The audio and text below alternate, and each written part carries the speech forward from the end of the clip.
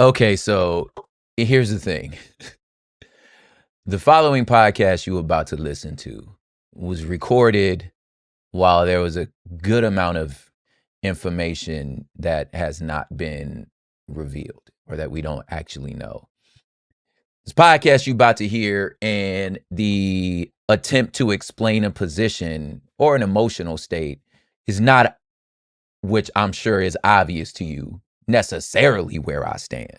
I'm not giving us any particular advice. I think it's grossly immature to police someone's emotions, especially around something as visceral as a public execution. However, the said person who got publicly executed said we should bring back public executions, which therein lies the issue. So this is not about telling you how to feel about the death of a deeply racist man. That's not about that. It's also not about humanizing a person who went out of his way to dehumanize people like me and my queer and trans brothers and sisters. This ain't about that. I'm also not going to run up any receipts about this man because his receipts are so self-evident. There are so many things. Somebody with that many greatest hits of horrible things to say, you don't need to lie about them. So it's not so much I'm telling you feeling bad for not feeling no remorse. I'm also not telling you that if you feel remorse, that you need to turn in your black card. That's not what I'm trying to say right now. The following podcast is about the nuance. Is about what about both. So I'm speaking to the people that might feel conflicted. I'm speaking to people who may feel that they had some sort of warm feelings towards Charlie Kirk, which I'm pretty sure are not my core audience. Because, my Lord, I don't see any redeemable sentences that have come out of this man's mouth. This is about a visceral human emotion and about empathy, an empathy that this man apparently was against. So that's what we're about to experience. And since we've been recorded this, and I feel like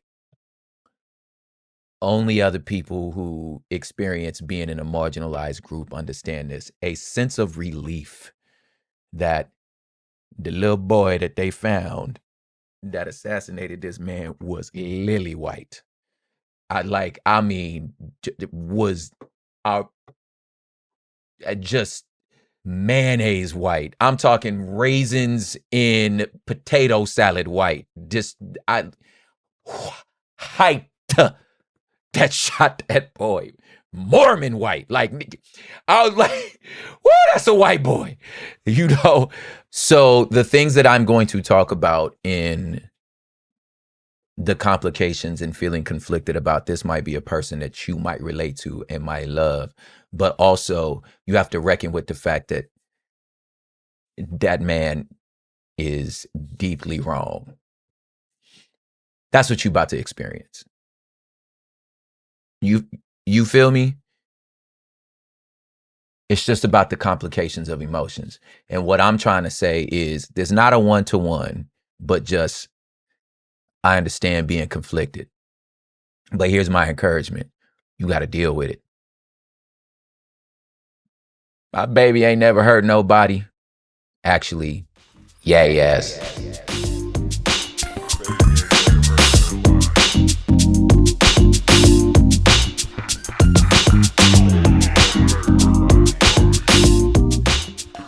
My baby ain't never hurt nobody is a colloquial distilling down of the quote from like grandma and them at the little gangster's funeral. It's the cry of a mother who has, lost a baby to the streets. The quote I'm pulling from specifically is from, it's really old. Like I was a child during, like a really young child. It's we're all in the same gang. Don't you know we got to put our hands together? There was a time in the 80s, late 80s, when hip hop decided that crack was stupid and that people needed to not do that. And a song called Self-Destruction, where it's just like the idea that, like, how could you gang bang? Them old school rappers were, understanding what, like, cocaine and crack was doing in our streets, and was trying to, like, teach the younglings to not do it, and obviously that is not the stance hip hop is in now. But there's also always has been a tone of that within hip hop music. But it's a reflection of the complication of what it's like to grow up in some of our not so safe environments. And I really think it is moments like this that, man, this is hard to say, but that the experiences of our inner cities, separate from, I'm trying to build a very specific metaphor here, or comparison, can help process for America right now. My baby ain't never hurt nobody. This is the inner city counseling session for dealing with the amount of death we saw last week. Hood politics, y'all.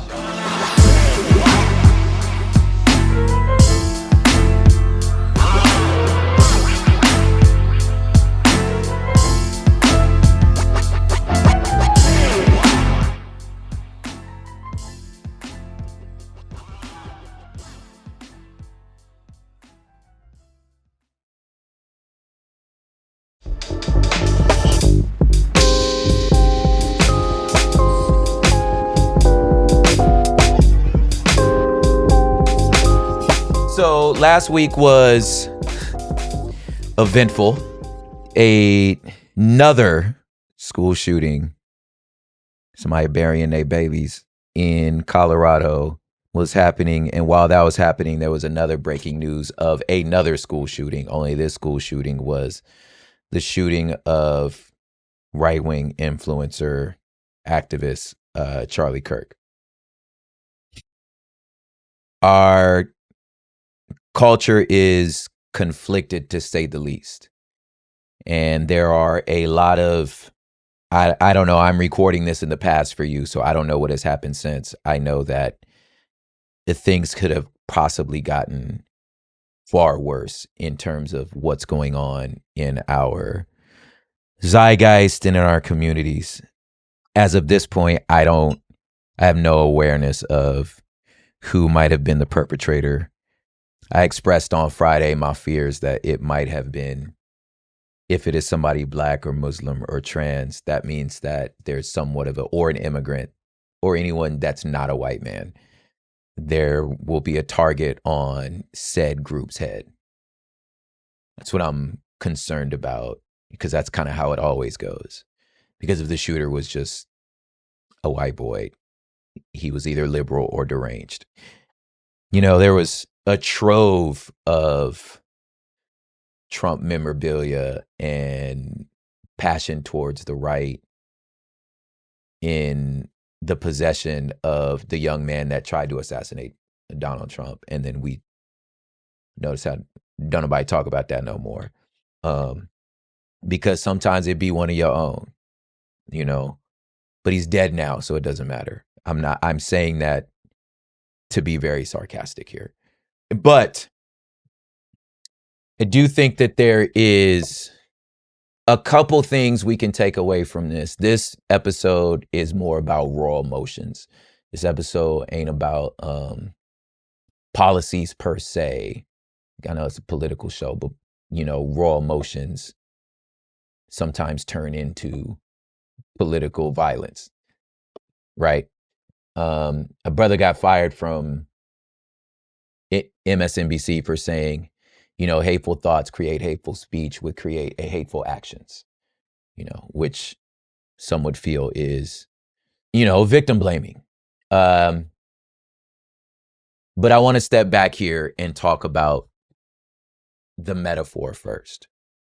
I can personally attest in my own life of leaning over the casket of my own loved ones, my own cousins, one of my uncles, per se.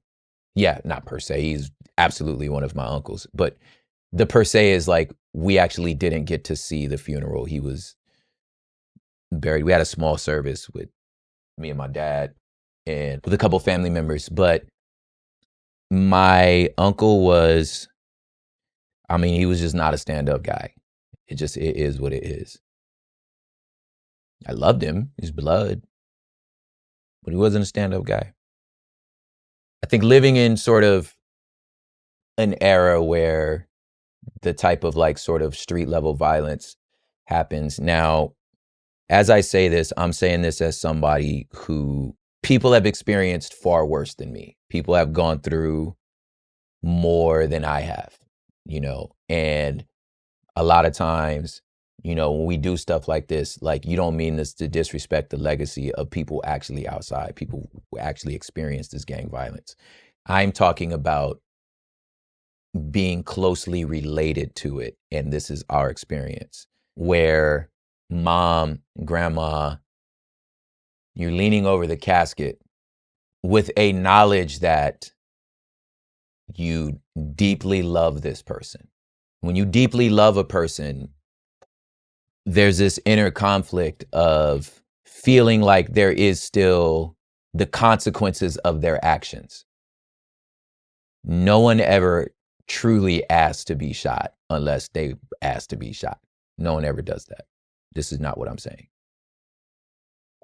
But what I am saying is there are things that we used to tell little young shooters, right? Little YNs, if you will, like, hey man, you talk real tough for somebody that ain't bulletproof.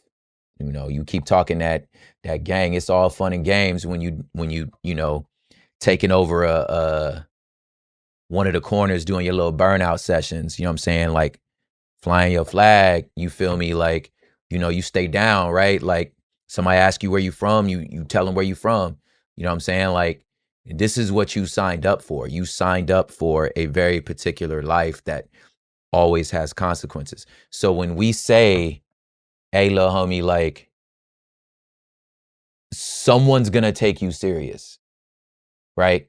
Someone you gonna talk like that, you're gonna be waving that flag, somebody's gonna test your mettle. We say that out of not because you want your loved one to shut up per se. It's out of an act of mercy. It's a desire to say the recklessness of your actions. You are old enough to make your own decisions. Sometimes they're not. But you're old enough to make your decisions, but you have signed up to join into something where someone is going to take you at your word. And oftentimes that means you're going to lose your life. And in our experience, I'm welling up because I'm thinking about my own family. You have to hold both of those things to be true. You don't believe anyone deserves to die. A victim is still a victim. The bullet that went through,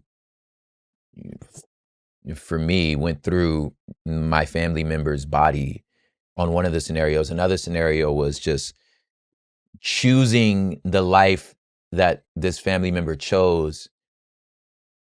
Although he later on got out of it, had wrecked his biology so bad that the level of stress, the choices he's made, the fear he lived under even after he was out that life, the bruised relationships, the complicated relationships he's had with his own children, who are like my second cousins, who they, at the end of the day, that's their daddy. You know what I'm saying? The choices he's made in and out of jail, whatever the case may be, this person is still my cousin. I am deeply still feeling the rawness of this. Is years ago. I'm still feeling the rawness of that loss, and looking at my auntie and my particular auntie, you know, who is his mother, who like, I mean, to this day has issues with her sisters, you know, over this particular cousin. Uh, that that feeling of you wanting to protect their legacy, because while also knowing, you understand what I'm saying, that like I I don't know these people personally, but I know that my cousin, family members have ruined the lives of many people. I I I know this for a fact because of the way that he lived his life. Now, why he lived his life that way is a totally different conversation. That's not the metaphor I'm looking for.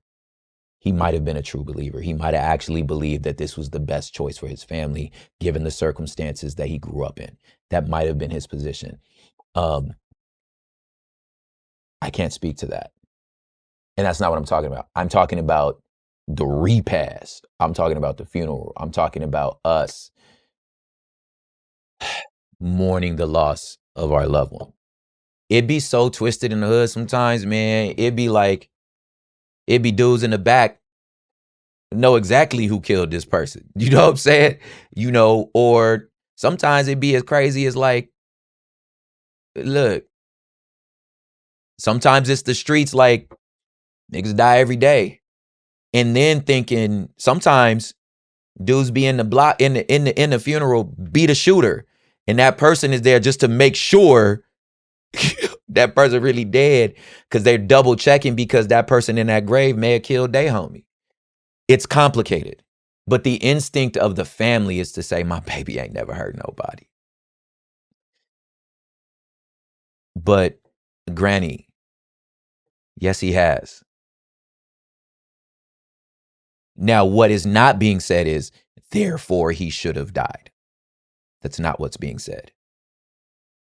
What is being said is, you have to live with both. You have to live with the reality that while I'm mourning the loss of my family member, I am not celebrating his life.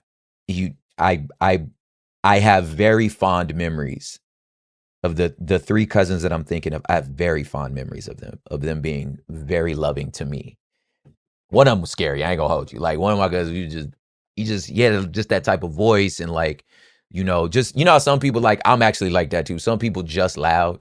Like, I feel like in relation to my family, I'm not that loud, but some people just their voice just pierces the sound in the room. So he was that, you know what I'm saying? One of these, I mean, like these people, like I love, hip hop. I remember like, sitting on the porch with them while they was talking to their homies and just kind of being like a little nervous, because I knew that like, because I'm a lot younger than my cousins, but like I knew that like some of the dudes he was talking to outside on the porch while I was just, playing my little Hot Wheels, it was like some scary dudes, but one particular cousin just had like just his smile, like he just had like the greatest smile.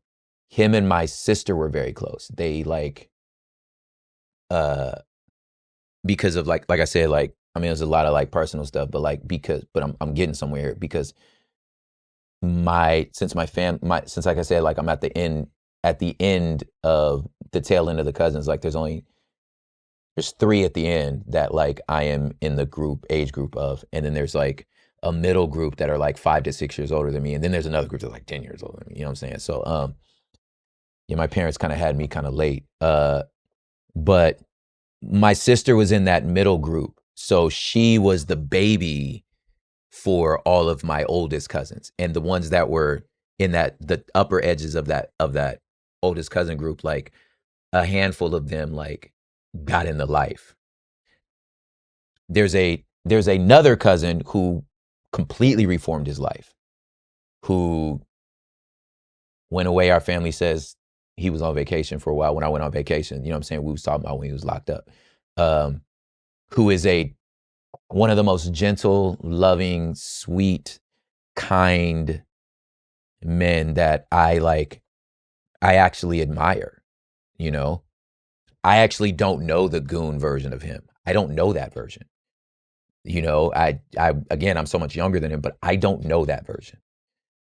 The version I know is just is my big cousin. He's just so gentle. You know what I mean? Like, so kind. He did what he had to do. He got out, he moved away, he started a new life, he raised his family, he's working man, you know what I'm saying? Like he did what he had to do. But even he knows there was consequences for his choices. But he's what you hope. He is what you hope. He made his choices. He served his time. Yeah, he's gonna have to live with that, but he's truly a different man. That's what you hope. You feel me? So, but when you at the repast, this is a very black phrase, eating your fried chicken, because for some reason that's what we always do. You order, and it's not even like you ain't make it at home, like you ordered that fried chicken. You feel me? Like, I feel like I could see a plate. Somebody took a picture of a plate of food, and it's all soul food. I could tell you if it's black stuff. I could tell you if it's Christmas, Thanksgiving, or repast, because I don't know, just the plate looks different, right? Anyway, these sort of conflictions are things that if you grew up like we grew up, that we live with and we have been living with. A reality that we've had to face is that sometimes dangerous people are deeply loved by somebody else and are both victims and perpetrators. This is a reality.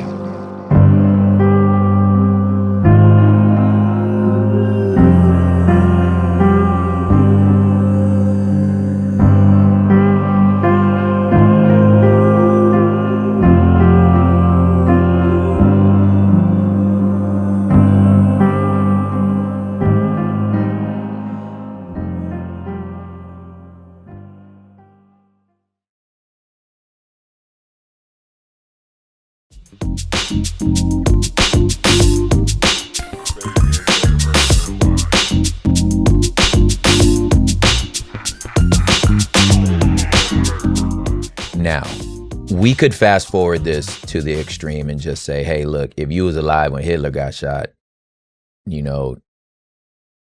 some of y'all apparently will be trying to say, I didn't like his ideas, but a man didn't need to die. We not talking about Hitler. Charlie Kirk ain't Hitler. Okay. Charlie Kirk is an influencer. Influencer, you know what I'm saying? Like, he had any actual political power. He had sway, you feel me? So but he ain't the president, So I do not want to add hyperbole to this. I also don't want to sort of re-adjudicate his moves, his choices to really rage bait and, in my opinion, borrow a lot of Christian language to say very unchristian things. And I mean, like I said on Friday, look, Pat Robertson, James Dobson, there's a lot of men who say they Christians who have done irreparable harm to our world. I don't need to re-adjudicate that. But I do want to say there are very relatable feelings that can happen that if I could metaphorically say we had an inner city board of elders that looked over the entirety of the country, we would be able to share these experiences with you. I first understand the rest in piss because of the suffering that this man's choices has made. But not so much the choices that he's made, but also the followers for which were convinced that empathy was weakness, but now you need empathy. So now we're the monsters. You know what I'm saying? The people that are in the rest in piss thing that are just like, look, I got no patience for racists. None whatsoever. This man was making Gen X MAGA. Miss me altogether. There's that feeling. There's also the other feeling of people that look, man, he was doing what he believed to be correct. He had a mandate from God to defend the unborn, and to move our country back from, you know, the moral destruction and decay that the right wing or the conservative world believes we're in. He was one of the young soldiers. There's that. Okay. But I think I'm more talking to those that feel conflicted and have never had to feel this type of confliction, to where there's a part of your soul that knows that it's something wrong with us, that this keeps happening in our nation. That's mourning the realities that gun violence is so normal that we didn't even have time to process the babies. That is so used to experiencing rage bait, provocateurs, that you can have a $12 million industry from yelling at stage, Asian slurs. I could say nigga, you know what I'm saying? But I'm not finna say the one for the Asians, the C one. You know what I'm saying? Like, there's just too many receipts. You know what I'm saying? And those who are people of faith that are like, well, he was a believer and he was fighting for, our religious freedom. You are going to have to square the blatant racism and the stance that empathy is a weakness. Like, is that a modern term that's not a attribute of Christ? You're gonna have to square that and then be empathetic. You feel me? Like, that's for us who exist in the nuance, who are mourning the reality that, like, listen, this is fascism. We're here. This is what I've been this is what, gestures wildly to all the cool zone. This is it. This is it. You know what I'm saying? For those of us who love history and our people of color, we remember our assassinations of our leaders. We remember Malcolm X. We remember Martin Luther King. We also remember what they stood for. It's quite different. It stood for the dignity of human. Do you understand what I'm saying? So, but we also know Martin Luther King was a conflicted individual who coped with the ladies. We have to live with that, but who desire to live in a world where the ideas that Charlie Kirk and his movement were pushing forward are not accepted. That we don't think that if you see a black pilot, you just wonder if they're qualified. The questioning of Michelle Obama, who didn't hold office, no less, and Justice Ketanji Brown, that she only got there because of affirmative action, which for him means she wasn't qualified because, I don't need to adjudicate the things. But what I'm saying is, and like we have been so mentioned, he was a father and a husband. Don't need to card out the obvious rebuttals of that, don't need to do that. That's not what I'm talking about. Y'all know the rebuttals of that, But what I am talking about is the reality that, like, we have been living in this dissonance for a very long time, when a very dangerous man whom you might love deeply has their life taken. A person for which you might agree wholeheartedly with and don't understand why somebody else doesn't. And even when that other person shows you the receipts, you like grandma at the funeral, my baby ain't never hurt nobody. And I want you to say, or I want you to understand that, again, I don't believe anybody, especially in this scenario, no one should have to have seen that. I'm still even thinking about them college students, the people there, that they're going to have to live with that sight. That was gruesome, yo. Gruesome. And it sucks because these the same kids, they've been going, they school's been shot up their whole life. I'm saying all this to say, even if this is a fuck around and find out situation, my heart breaks for you. Because I actually didn't want you to find out like this. I would have preferred, metaphorically speaking, that Mr. Kirk follows the trajectory, metaphorically, of my cousin, who realizes the damaging power of his words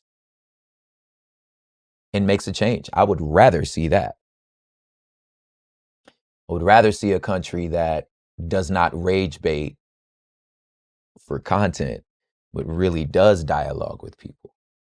And if you are having a dialogue that you would have, they would be, you know, good-spirited discussions of good faith, right? I mean, where you don't move the goalposts, where you do accept, like, hey, maybe that was too far, or maybe I'm,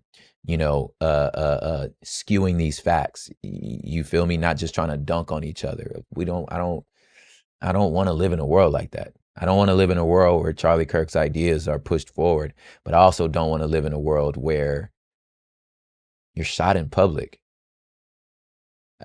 I don't want to live in a world like that. It's sad.